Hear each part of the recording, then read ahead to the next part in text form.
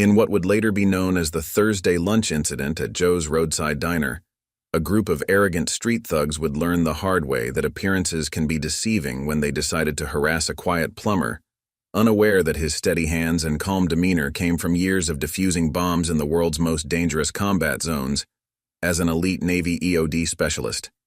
Before we jump back in, tell us where you're tuning in from in the comments below. If this story resonated with you, make sure you're subscribed because we've got more incredible true stories coming your way. Hit that notification bell so you never miss an upload from us. The morning sun cast long shadows across the weathered parking lot of Joe's Roadside Diner, a beloved local establishment that had served the small town of Pine Creek, Montana, for over 3 decades. Through the large front windows, the golden light illuminated the familiar scene of early lunch regulars settling into their favorite booths, the aroma of fresh coffee and sizzling burgers filling the air. Mike Sullivan, at 35, moved with the measured precision of someone who understood the value of patience and careful attention to detail. His worn work boots and simple blue uniform bearing Sullivan Plumbing in modest lettering gave no indication that this same man had once navigated through war-torn cities, dismantling improvised explosive devices with the same steady hands he now used to fix Pine Creek's leaky pipes. The breakfast rush was winding down as Mike settled onto his usual stool at the counter, nodding a quiet greeting to Sarah Martinez, the diner's veteran waitress who had memorized his order months ago. At his regular spot, he could observe both the entrance and the kitchen area, a habit formed during his years of military service that he had never quite shaken. "The usual, Mike?" Sarah asked, already reaching for the coffee pot. She had noted how he always sat in the same spot, how his eyes would scan the diner periodically, but had attributed it to the quirks that many of her regular customers developed over time. What she couldn't know was that those same observational skills had once kept entire units of Marines safe as they navigated through some of the most dangerous territories in modern warfare. The diner operated with its familiar rhythm, the clinking of plates, the murmur of conversation, the sizzle of the grill where Joe himself, the third-generation owner, orchestrated his culinary symphony.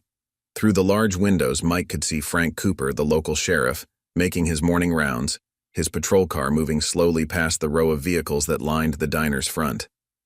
Mike was just finishing his detailed review of the day's plumbing jobs, his notebook filled with the same meticulous planning he had once applied to EOD operations, when the distinctive rumble of modified engines shattered the morning calm. The sound immediately caught his attention, not just because of its volume, but because of its implications. Years of experience had taught him to read situations through sound alone, and these engines weren't the typical passing traffic on Route 27. Through the diner's windows, he watched as 3 heavily customized muscle cars pulled into the parking lot, their aggressive styling and dark-tinted windows standing out starkly against the modest trucks and family vehicles that usually populated the space. The cars parked at angles, taking up multiple spots in what Mike recognized as a deliberate show of disrespect for normal social conventions. Sarah tensed behind the counter, both she and Mike recognizing the implied threat in the newcomer's chosen parking strategy.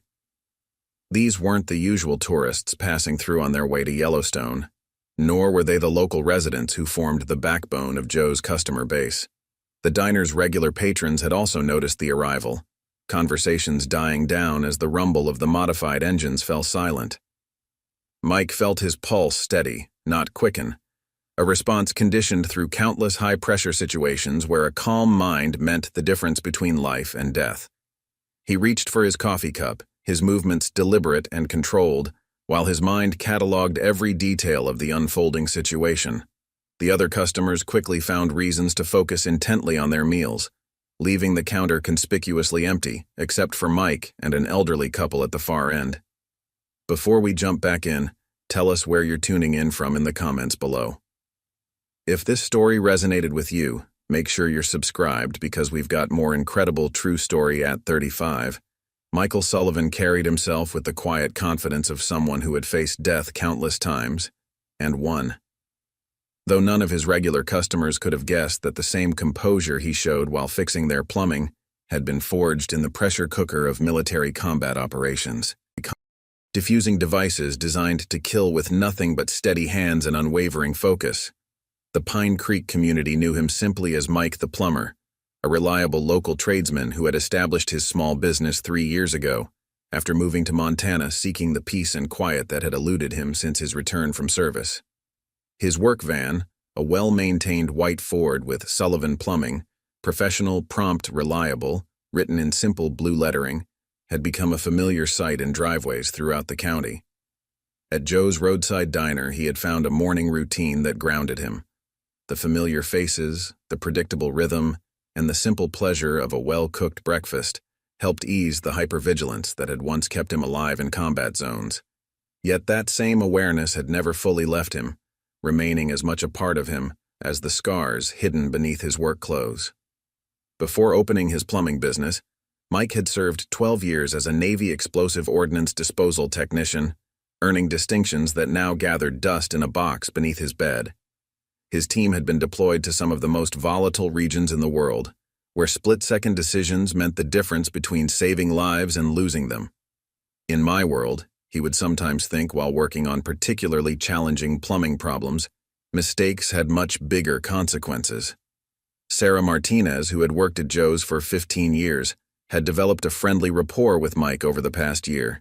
She noticed his precise movements, the way he always positioned himself with clear sight lines to all exits, how he seemed to register every person who entered or left the diner. But she attributed these behaviors to the methodical nature that made him such a respected plumber, never suspecting they were habits formed during years of high-stakes military operations. The morning crowd at Joe's had its usual mix of regulars, local workers grabbing breakfast before their shifts, retirees enjoying leisurely coffee, and the occasional traveler passing through on Route 27.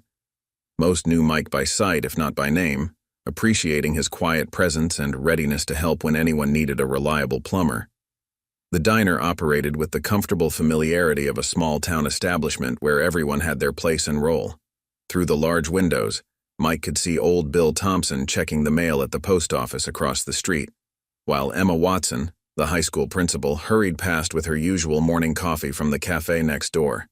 These daily observations weren't just habit, they were part of the situational awareness that had kept him alive during his service years.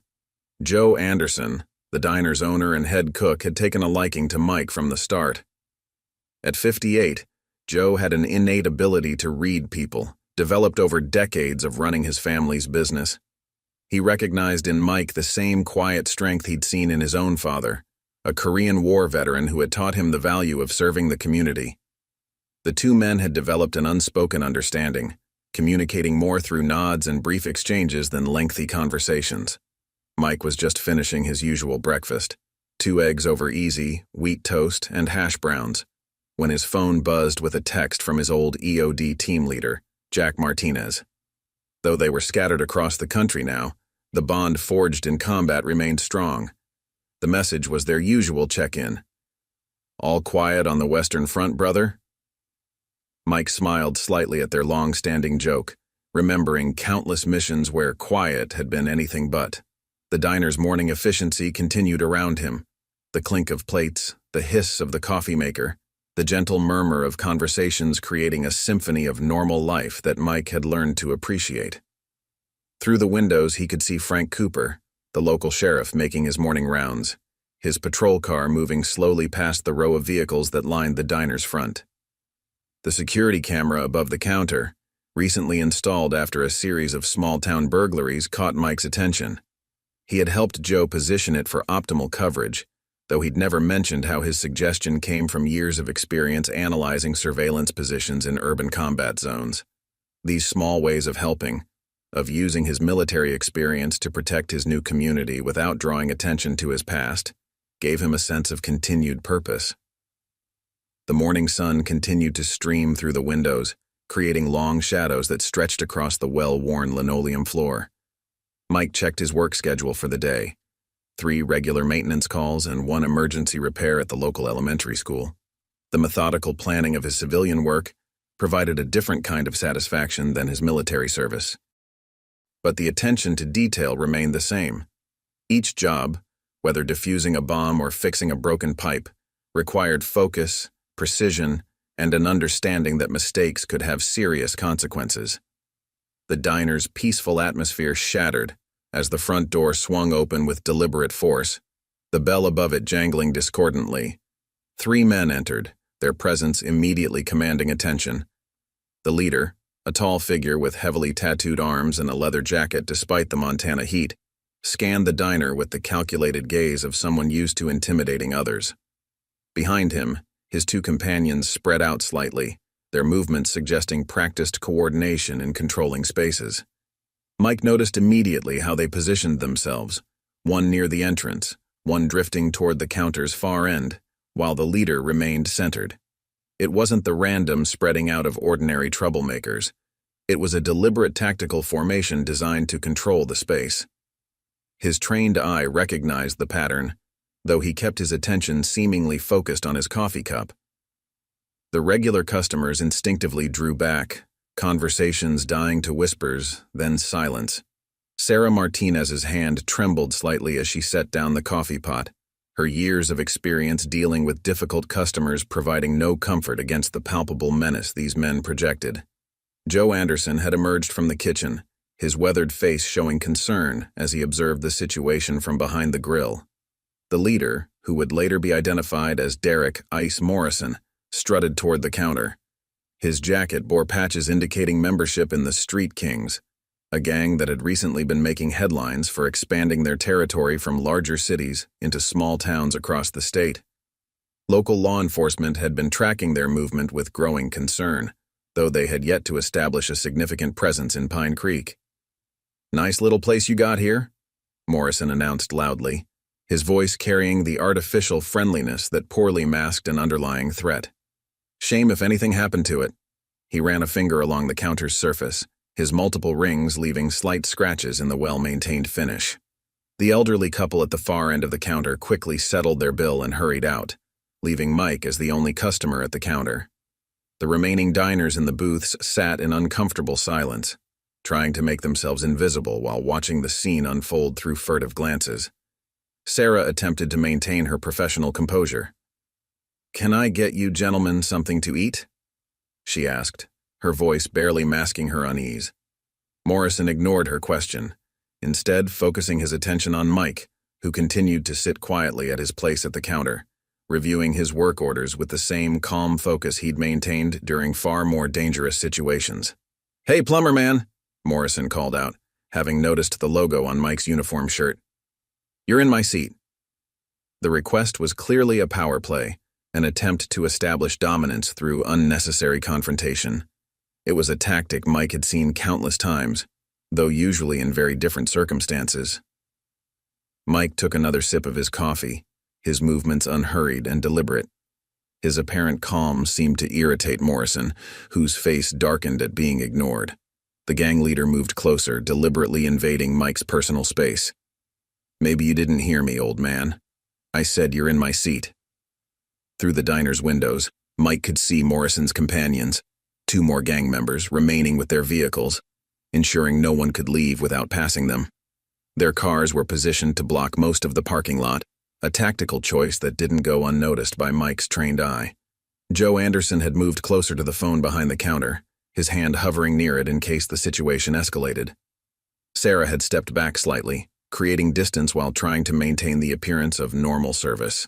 The other customers remained frozen in their seats, the morning's peaceful atmosphere completely shattered by the tension that now filled the air. Morrison's 2 inside men had taken up positions that effectively controlled the space, one near the entrance and one by the hallway leading to the restrooms. To an untrained eye, it might have looked casual, but Mike recognized the deliberate positioning. These weren't just ordinary thugs. They had some level of organizational training, making them potentially more dangerous than common troublemakers. The morning sun continued to stream through the windows, creating an almost surreal contrast between the peaceful day outside and the brewing confrontation within. The usual sounds of the diner, the sizzle of the grill, the clink of plates, the murmur of conversation, had fallen silent, leaving only the heavy tension that hung in the air like a storm about to break. Mike maintained his position at the counter, his posture relaxed but alert, every sense heightened in the way he'd learned during his EOD operations. His mind automatically cataloged details. Morrison's stance suggesting possible military or law enforcement background gone bad, the way his men moved with coordinated purpose, the subtle bulges in their jackets that hinted at concealed weapons. The tension in Joe's roadside diner continued to build as Morrison grew increasingly agitated by Mike's apparent indifference. "You deaf as well as stupid, Plumber?" he growled, his voice carrying the kind of artificial toughness that Mike had heard countless times from men trying to prove their dominance. "I said that's my seat." Sarah watched the scene unfold from behind the counter, her hand gripping a coffee pot so tightly her knuckles had turned white. She'd seen her share of difficult customers in 15 years of waitressing, but something about these men was different. More dangerous, more deliberate in their intimidation. Mike took another sip of his coffee, his movements measured and precise. The same steadiness that had once guided his hands as he disarmed complex explosive devices now helped him maintain his composure in the face of escalating threats. He noticed how Morrison's right hand kept straying toward his jacket pocket, a tell that any experienced combat veteran would recognize. "Your cars are blocking the fire exit," Mike stated calmly, his voice carrying the quiet authority of someone used to handling high-pressure situations. "That's a safety violation." The simple observation, delivered without fear or aggression, seemed to catch Morrison off guard. He hadn't expected a plumber to challenge him, especially not in such a composed manner. The other customers in the diner watched the exchange with growing unease. A young mother in the corner booth had pulled her child closer, while two construction workers near the window seemed torn between wanting to help and knowing better than to escalate the situation. Morrison leaned in closer, his attempt at intimidation bringing him well within striking distance. A tactical error Mike noted automatically. "You some kind of safety inspector now, Plumber? Because from where I'm standing, you're the one who needs to worry about safety." The threat was clear in his voice, but so was something else, a growing frustration at his inability to provoke the reaction he wanted. Through the windows, Mike could see Morrison's other two men had moved closer to the diner's entrance, their postures suggesting they were ready for trouble. The morning sun glinted off their vehicles' chrome trim, the modified muscle cars a stark contrast to the modest trucks and family vehicles that usually populated the parking lot. Joe Anderson had begun moving slowly along the counter, ostensibly wiping down surfaces but actually positioning himself closer to the landline phone. Mike noticed the movement, but kept his attention focused on Morrison, understanding that any call for help would take precious minutes to arrive. "Those safety regulations," Mike continued, his voice remaining steady, "they're there for a reason. I've seen what happens when people ignore them." His words carried a double meaning that Morrison couldn't possibly understand. Memories of scenarios where ignoring safety protocols had led to catastrophic results in combat zones. Morrison's face darkened with anger, his practiced intimidation routine faltering in the face of Mike's continued calm. "You trying to lecture me, old man?" he snarled, his hand now definitely moving toward his pocket. "Maybe you need a demonstration of why people in this town should mind their own business." The morning light streaming through the diner's windows cast harsh shadows across Morrison's face, highlighting the tension in his jaw and the growing fury in his eyes. Mike remained still, his breathing controlled, his mind running through scenarios and options just as he had done countless times while approaching suspicious devices in combat. Sarah had backed away from the counter, her eyes darting between Mike, Morrison, and the phone behind the counter.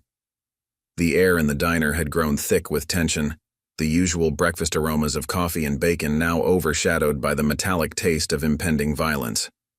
Mike could feel the familiar calm settling over him, the same focused state that had helped him handle the most dangerous explosive devices in the world's most hostile environments.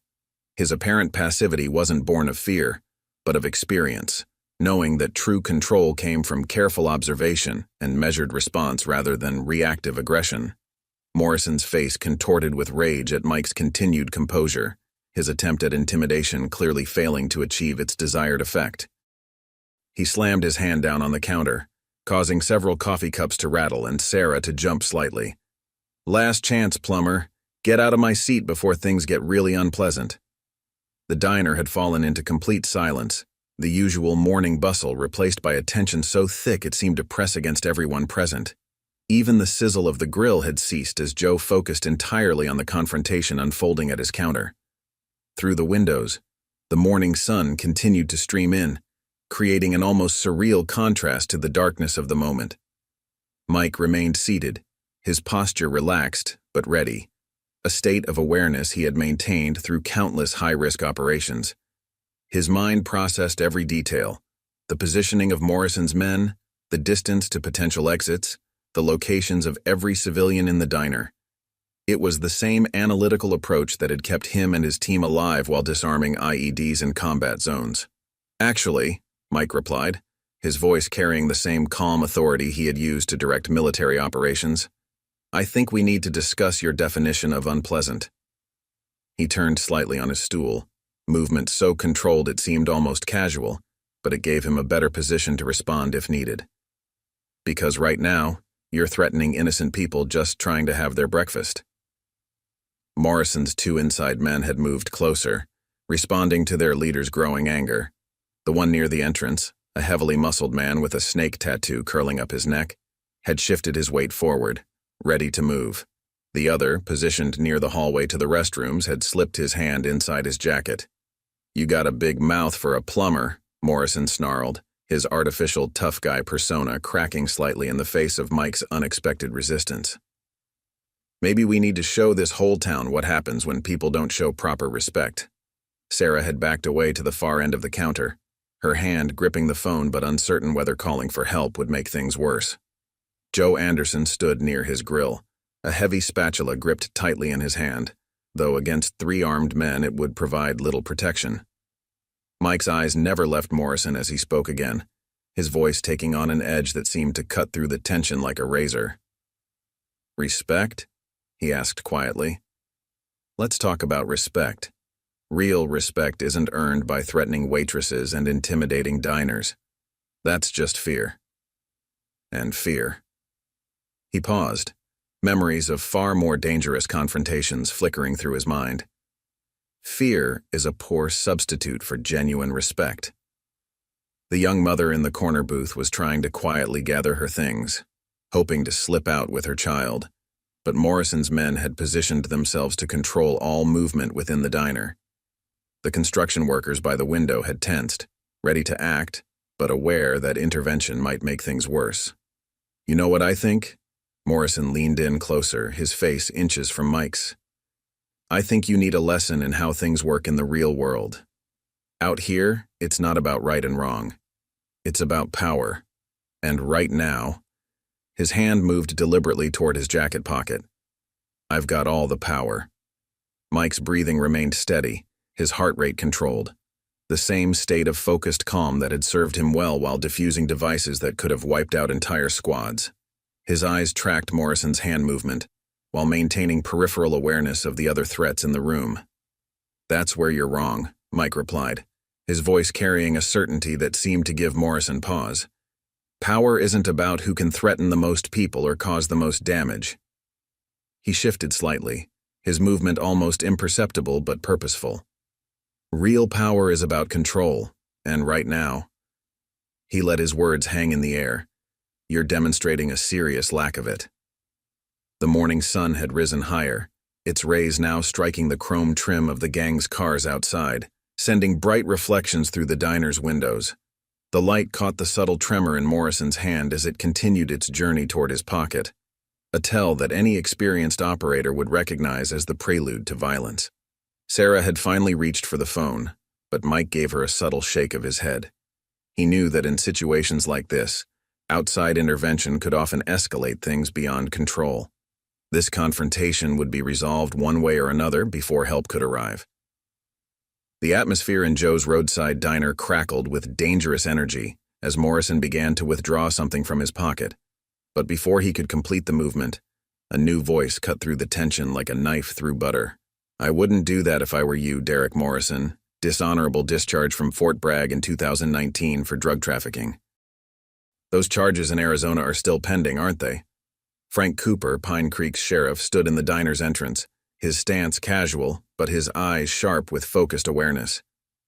But it wasn't the sheriff's arrival that had caused Morrison and his men to freeze. It was the 4 heavily armed members of the FBI's Criminal Enterprise Task Force who had silently positioned themselves around the diner's perimeter. Mike remained seated, his posture unchanged, though a slight smile played at the corners of his mouth.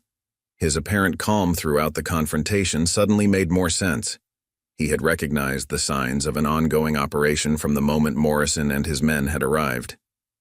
"You know," Mike spoke, finally standing from his stool with the same measured precision he had once used approaching explosive devices.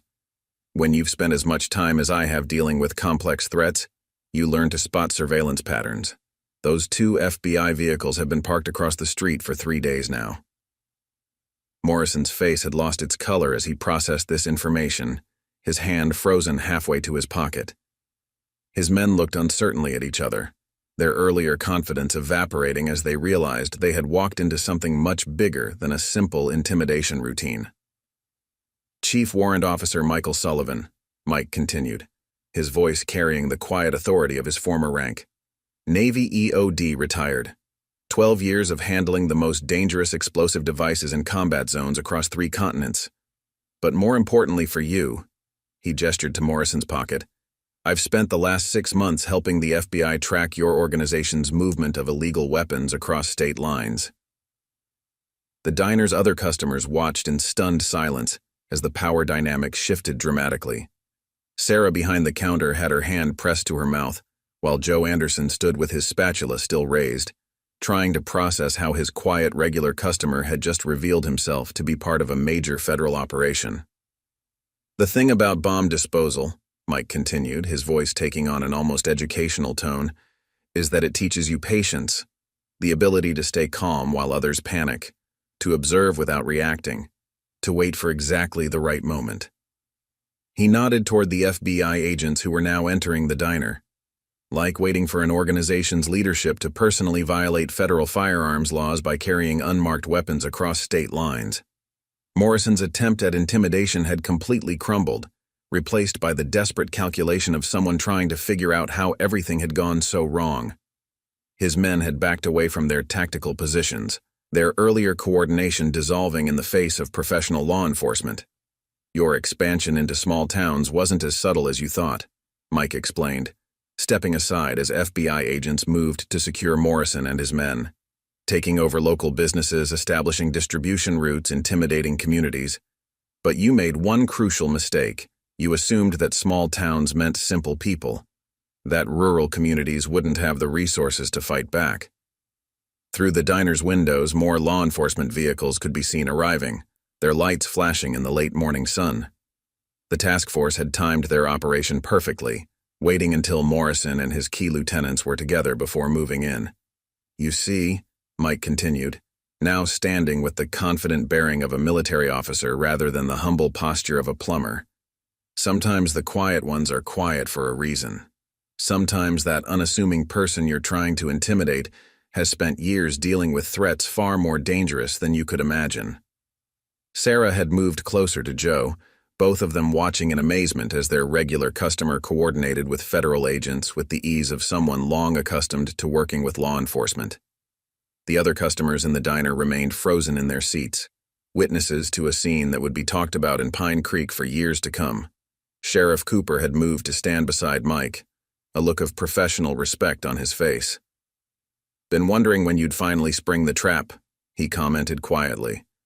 "Though I have to admit, watching you maintain your cover these past months while we gathered evidence, that was something else."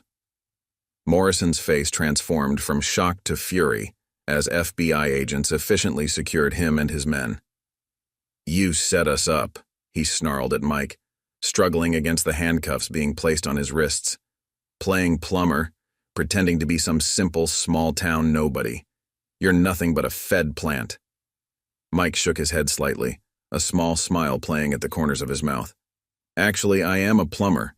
Have been for the past 3 years. The fact that I also help federal agencies track weapons trafficking, those charges in Arizona are still pending, aren't they?" Frank Cooper, Pine Creek's sheriff, stood in the diner's entrance, his stance casual, but his eyes sharp with focused awareness. But it wasn't the sheriff's arrival that had caused Morrison and his men to freeze. It was the 4 heavily armed members of the FBI's Criminal Enterprise Task Force who had silently positioned themselves around the diner's perimeter. Mike remained seated, his posture unchanged, though a slight smile played at the corners of his mouth. His apparent calm throughout the confrontation suddenly made more sense.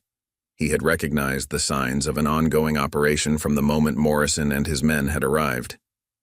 "You know," Mike spoke, finally standing from his stool with the same measured precision he had once used approaching explosive devices. "When you've spent as much time as I have dealing with complex threats, you learn to spot surveillance patterns. Those 2 FBI vehicles have been parked across the street for 3 days now." Morrison's face had lost its color as he processed this information, his hand frozen halfway to his pocket. His men looked uncertainly at each other, their earlier confidence evaporating as they realized they had walked into something much bigger than a simple intimidation routine. "Chief Warrant Officer Michael Sullivan," Mike continued, his voice carrying the quiet authority of his former rank. "Navy EOD retired. 12 years of handling the most dangerous explosive devices in combat zones across 3 continents. But more importantly for you," he gestured to Morrison's pocket, "I've spent the last 6 months helping the FBI track your organization's movement of illegal weapons across state lines." The diner's other customers watched in stunned silence as the power dynamic shifted dramatically. Sarah behind the counter had her hand pressed to her mouth, while Joe Anderson stood with his spatula still raised, trying to process how his quiet, regular customer had just revealed himself to be part of a major federal operation. "The thing about bomb disposal," Mike continued, his voice taking on an almost educational tone, "is that it teaches you patience, the ability to stay calm while others panic, to observe without reacting, to wait for exactly the right moment." He nodded toward the FBI agents who were now entering the diner. "Like waiting for an organization's leadership to personally violate federal firearms laws by carrying unmarked weapons across state lines." Morrison's attempt at intimidation had completely crumbled, replaced by the desperate calculation of someone trying to figure out how everything had gone so wrong. His men had backed away from their tactical positions, their earlier coordination dissolving in the face of professional law enforcement. "Your expansion into small towns wasn't as subtle as you thought," Mike explained, stepping aside as FBI agents moved to secure Morrison and his men, taking over local businesses, establishing distribution routes, intimidating communities. "But you made one crucial mistake. You assumed that small towns meant simple people, that rural communities wouldn't have the resources to fight back." Through the diner's windows, more law enforcement vehicles could be seen arriving, their lights flashing in the late morning sun. The task force had timed their operation perfectly, waiting until Morrison and his key lieutenants were together before moving in. "You see," Mike continued, now standing with the confident bearing of a military officer rather than the humble posture of a plumber, "sometimes the quiet ones are quiet for a reason. Sometimes that unassuming person you're trying to intimidate has spent years dealing with threats far more dangerous than you could imagine." Sarah had moved closer to Joe, both of them watching in amazement as their regular customer coordinated with federal agents with the ease of someone long accustomed to working with law enforcement.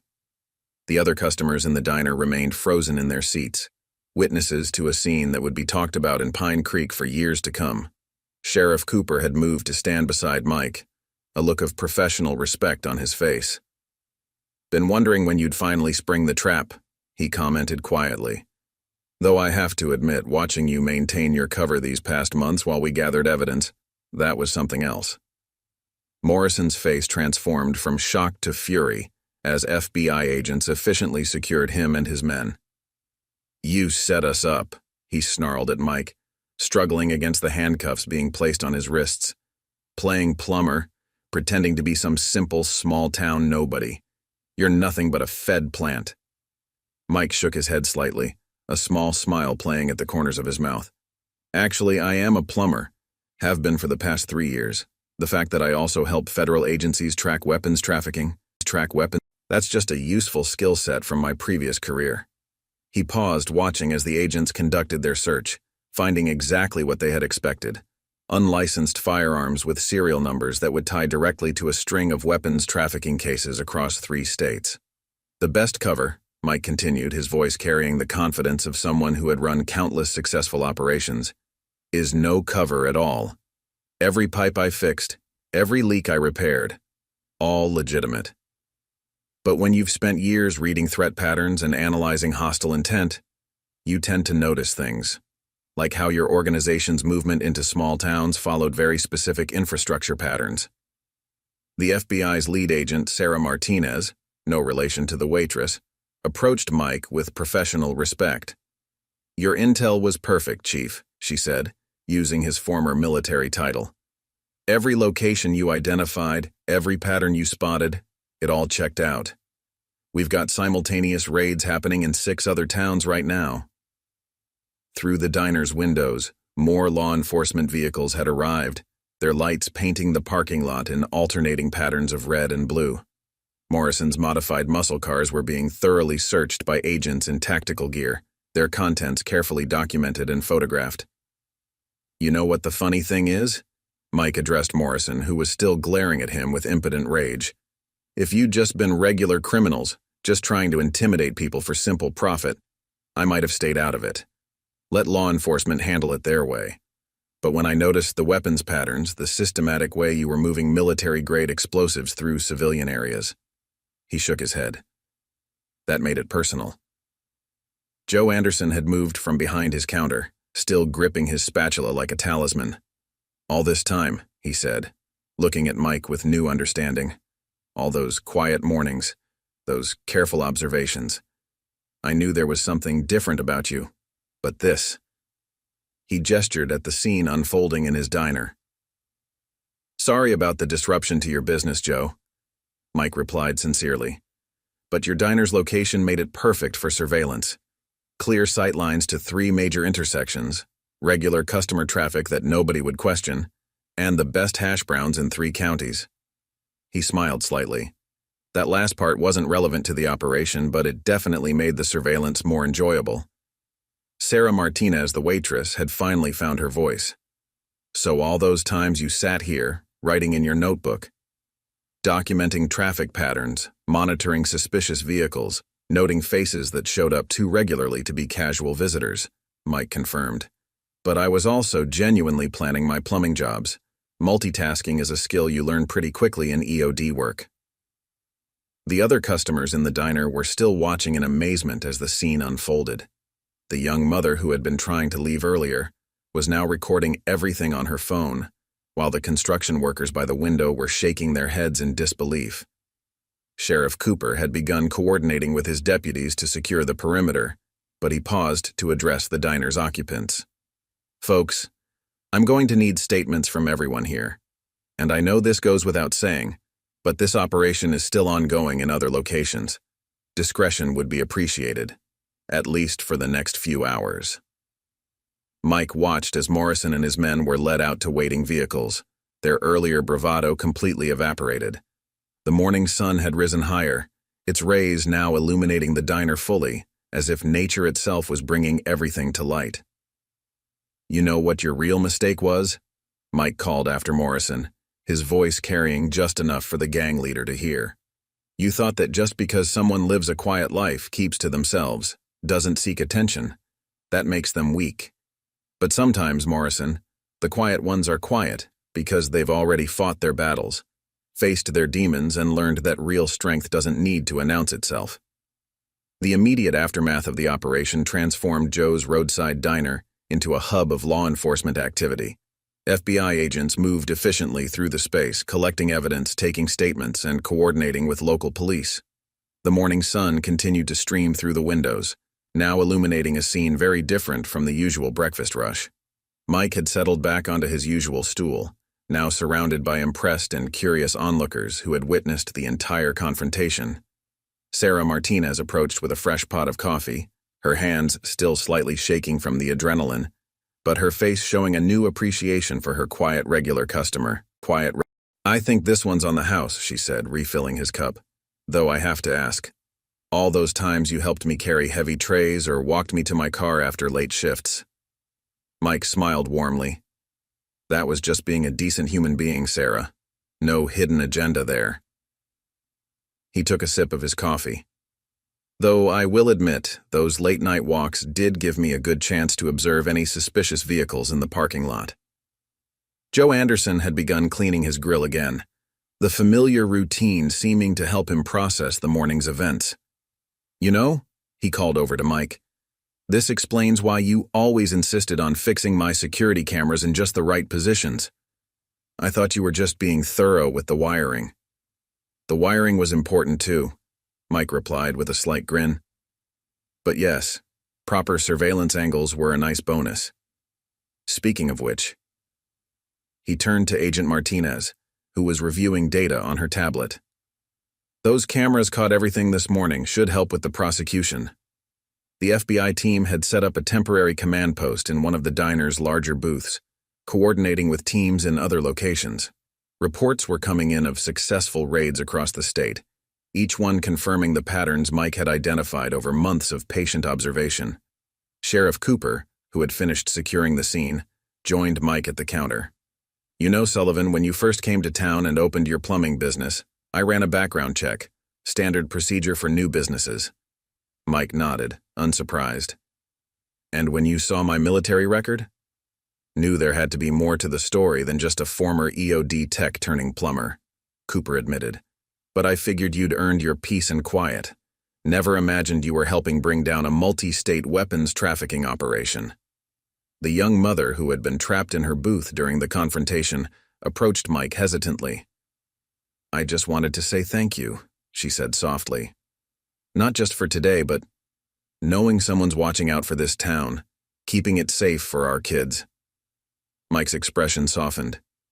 "That's what community is about," he replied. "Everyone doing their part. Sometimes that means fixing pipes. Sometimes it means stopping bad people from hurting good ones." The construction workers who had witnessed everything were shaking their heads in amazement. "Man," one of them said, "to think we were worried about having to jump in and help. Turns out you had the whole thing under control from the start." "Actually," Mike corrected him, "being ready to help, even when it seemed dangerous, that's just as important as any federal operation. Communities stay safe when people look out for each other." Agent Martinez approached with some paperwork. "We'll need you to come in later to formalize your statement, Chief," she said. "But I wanted you to know, the intel we gathered here led to the seizure of over 300 illegal weapons and dozens of arrests across 6 states. The cartel connection you identified was the key to everything." The diner's regular morning customers had begun to filter back in, drawn by curiosity about the law enforcement presence. Each new arrival was met with excited retellings of what had transpired, the story already beginning to take on legendary status in the small town. Joe had emerged from behind his counter, wiping his hands on his apron.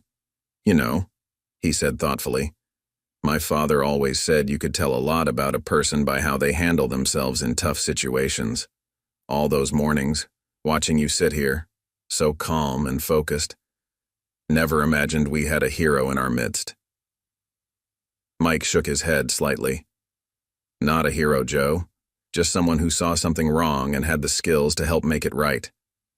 The real heroes are the people who show up every day, do their jobs honestly, look out for their neighbors. That's what makes a community worth protecting." Through the diner's windows, the morning had progressed, the sun now high in the Montana sky. The law enforcement vehicles were beginning to disperse, their work at this location largely complete. But something fundamental had changed in Joe's Roadside diner. A deeper appreciation for the quiet strength that can hide in plain sight, and a reminder that sometimes the most unassuming people can make the biggest difference. The impact of the morning's events rippled through Pine Creek, like waves in a pond. By afternoon, the news had spread throughout the small town, transforming Joe's Roadside diner from a simple breakfast spot into the epicenter of what locals were already calling the Thursday Takedown.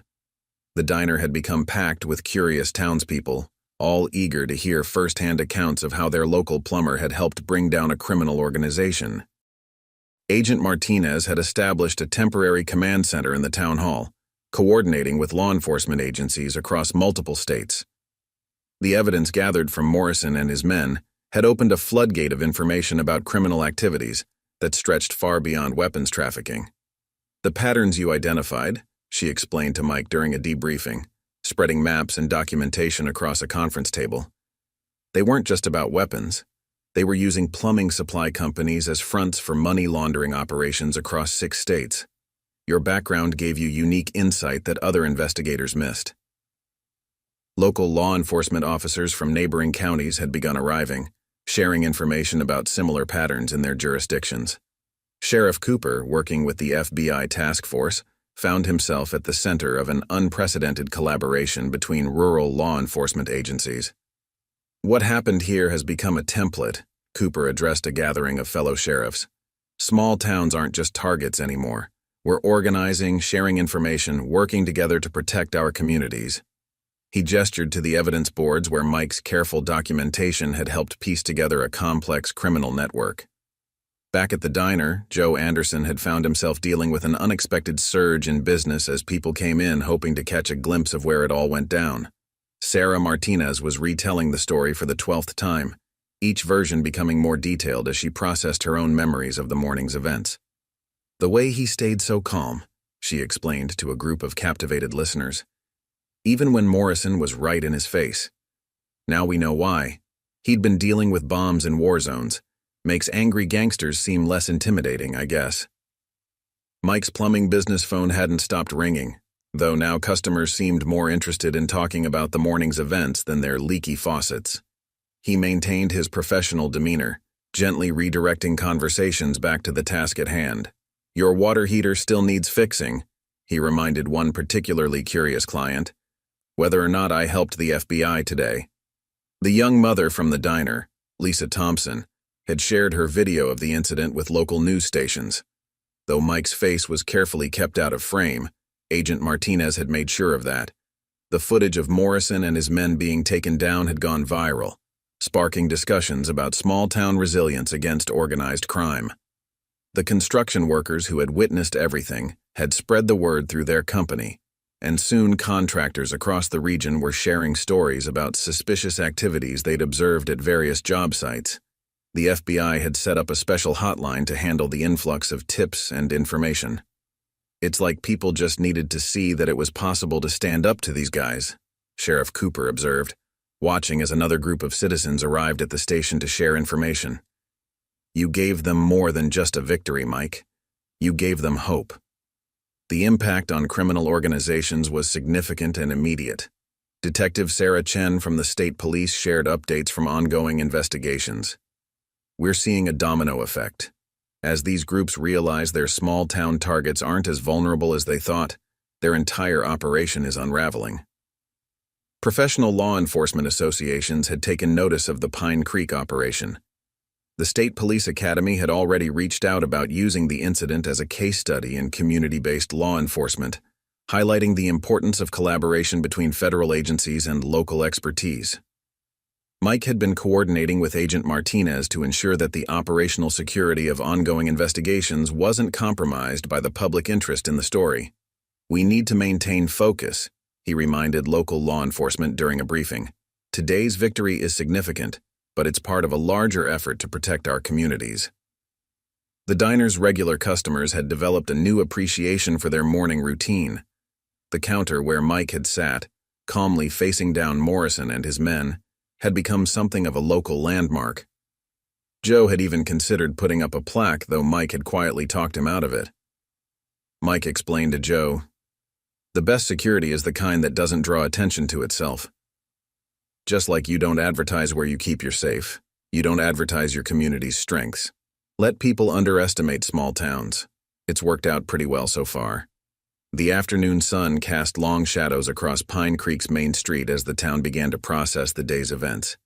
The FBI vehicles had mostly departed, leaving behind a community forever changed, not just by the removal of a criminal threat, but by the revelation that strength often hides in plain sight. Wearing a plumber's uniform and sitting quietly at a diner counter, watching and waiting for the right moment to act. 3 months after the confrontation that transformed Pine Creek's quiet morning into national news, Joe's Roadside Diner stood as a testament to how one moment can reshape an entire community. The morning sun still streamed through the windows, illuminating a space that had been completely transformed, not in its physical appearance but in its fundamental atmosphere. Mike Sullivan still occupied his regular spot at the counter each morning, reviewing his plumbing jobs with the same careful attention to detail that had once served him in combat zones.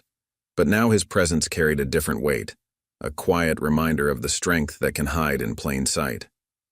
"You know," Joe commented one morning, sliding a fresh cup of coffee across the counter, "business has never been better, though I suspect some of our new regulars are still hoping to witness another takedown." He gestured to a group of out-of-towners who were trying not to stare too obviously at Mike. Mike smiled slightly, maintaining his focus on his work orders. They might be waiting a while.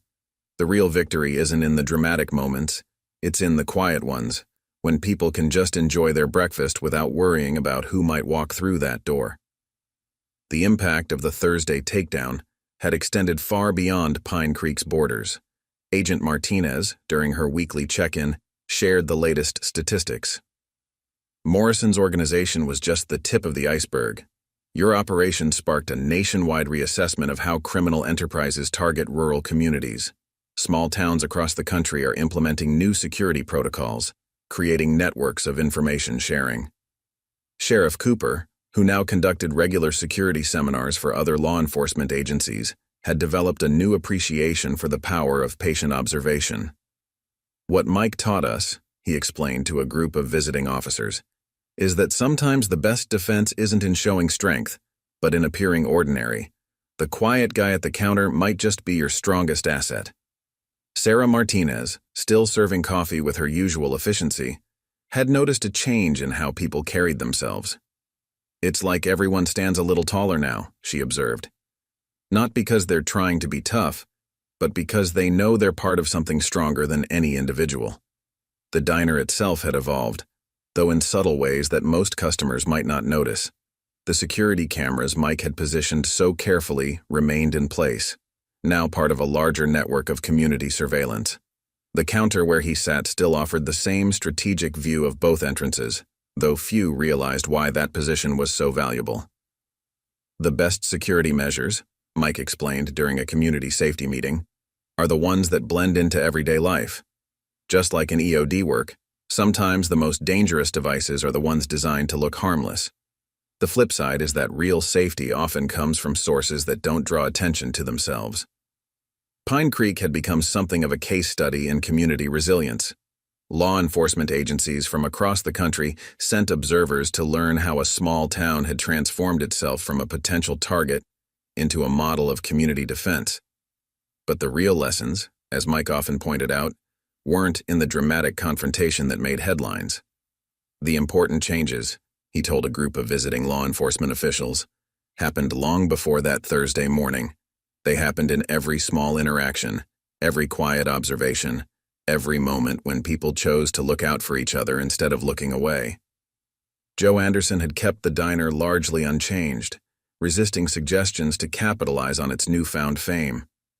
"Some places," he explained, "are more valuable as they are. This isn't a tourist attraction. It's a place where our community comes together, where we share meals and stories and keep an eye out for each other." The construction workers who had witnessed the takedown had become regular morning customers, part of the quiet network of observers that now helped keep Pine Creek secure. They understood now that community safety wasn't just about dramatic confrontations. It was about the daily choice to remain aware and involved. Mike's plumbing business continued to thrive, though his customers now understood that his attention to detail served multiple purposes. "Every community has its own infrastructure," he explained to Agent Martinez during one of their regular briefings. "Physical pipes, yes, but also networks of information, patterns of behavior. Understanding both helps protect everything." The young mother whose video had helped document the takedown had become an advocate for community safety programs. "It's not about turning everyone into secret agents," she explained at a town meeting. "It's about understanding that we all play a part in keeping our community safe, whether we're plumbers or waitresses or just regular parents."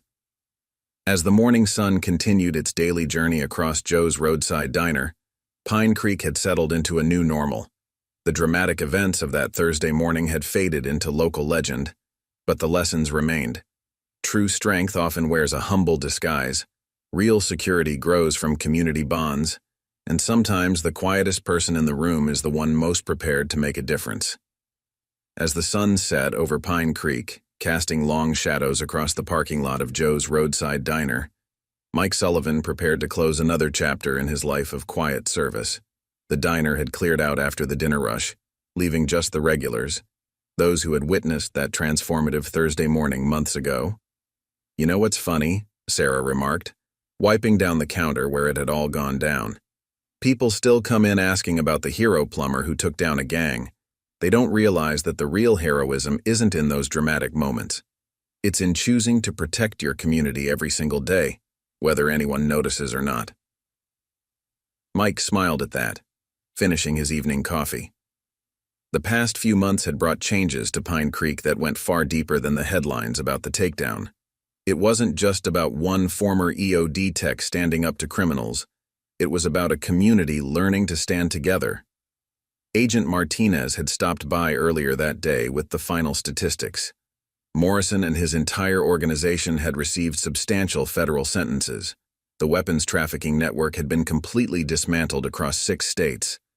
But more importantly, small towns across the country had started implementing their own community watch programs, inspired by Pine Creek's example. "Sometimes," Mike explained to Joe as the diner owner prepared to close up, "the best victories are the ones that look like nothing happened at all. It's the crimes that never occur, the threats that get discouraged before they even start, because people know a community is watching out for itself." Sheriff Cooper, finishing his evening patrol, stepped into the diner for a final cup of coffee. "You know what's really changed?" he observed, settling onto his usual stool.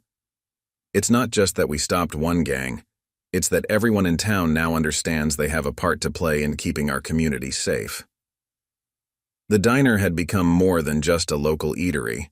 It was a symbol of how ordinary places, filled with ordinary people, could become extraordinary when people chose to look out for each other. The counter where Mike had faced down Morrison was still just a counter, but it represented something more now. "I had someone ask me today if I was scared," Sarah shared, joining them for the end-of-day conversation. "During the confrontation, I mean. And yeah, I was. But what I remember most isn't the fear.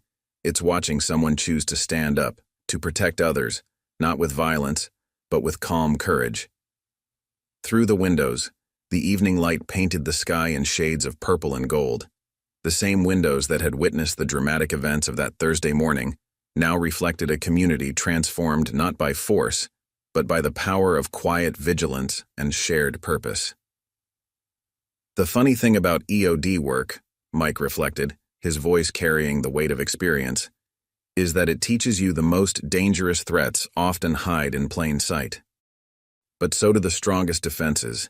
Every person who chooses to pay attention, to care about their community, to look out for their neighbors, they're part of that defense." Joe began his closing routine, the familiar rhythm of cleaning and preparing for the next day, a reminder that life goes on, but it goes on differently now, shaped by the choices people make and the stands they take. "You know what I tell people when they ask about that morning?" Joe said, wiping down his grill one last time. "I tell them it wasn't about one person being brave. It was about all of us learning that we're stronger together than we ever realized." The last rays of sunlight caught the newly installed security features that Mike had helped design, subtle elements that enhanced protection while maintaining the diner's welcoming atmosphere. Like so much about true security, they worked best when people barely noticed they were there. "Every community has its own kind of strength," Mike observed, standing to leave. "Sometimes it takes a moment of crisis to reveal it, but it's always there, in the everyday choices people make to look out for each other." As the day drew to a close, Pine Creek settled into its evening routine. The dramatic events that had put the town in the headlines had faded into memory, but the lessons remained. True security isn't built on force, but on community. Real strength often wears a humble disguise, and sometimes the quietest person in the room is the one most prepared to make a difference. The end of another day at Joe's Roadside Diner brought with it a sense of quiet satisfaction. Mike Sullivan sat at his usual spot at the counter, finishing his last cup of coffee as the Montana sunset painted the sky in brilliant shades of orange and purple. The diner had become more than just a local establishment.